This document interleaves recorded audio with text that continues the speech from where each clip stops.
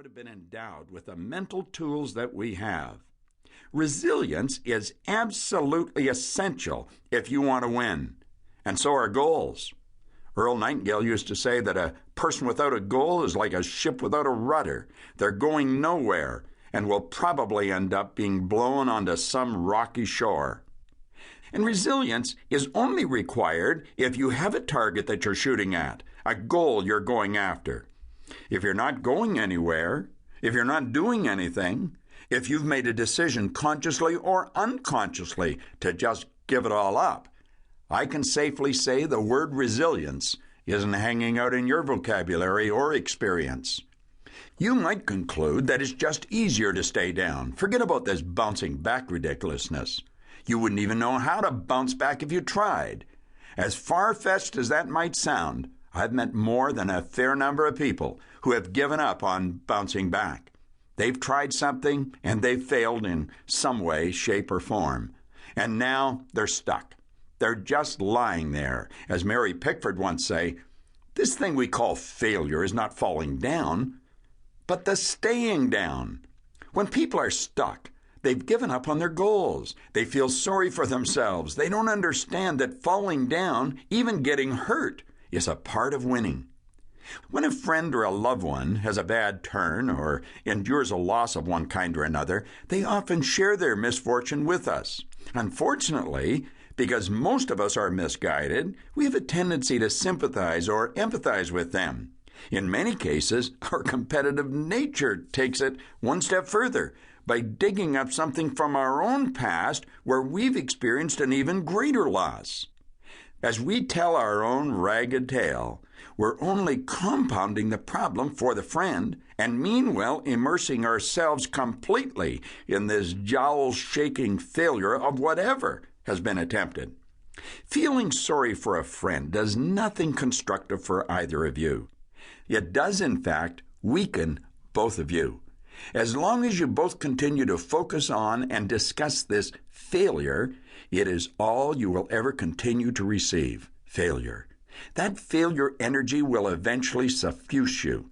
In truth, it's better to lay it on the line by being very candid with them. They have to toughen up, get up, and get going. It's the goal, you see, that pushes each one of us back into the game. It's rarely ever easy, this goal we're trying to achieve.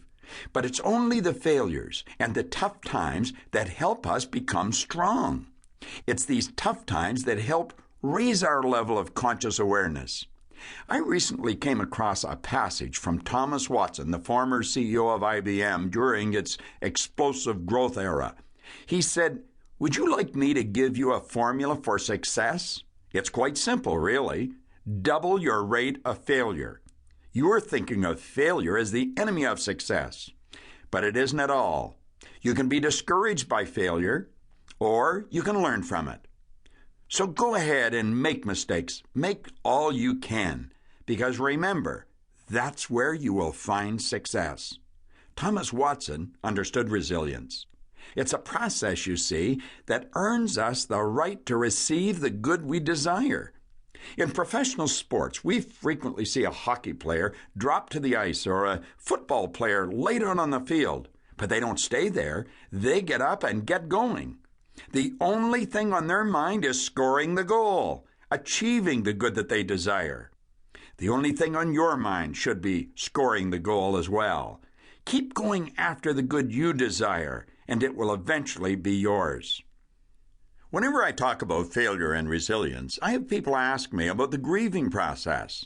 I don't want you to mistake whining and complaining, the stuckness that I've just mentioned, with grieving. Grieving is a normal and a natural mental process we experience when we've lost a loved one, whether that loved one is another person or even a pet. Elizabeth Kubler-Ross wrote a groundbreaking book on death and dying, which outlined the usual stages of grief that people must pass through in order to emerge on the other side. These phases include shock and denial, then searching and yearning, a disorganization phase when people first start making attempts to readjust their lives around their loss, and then finally,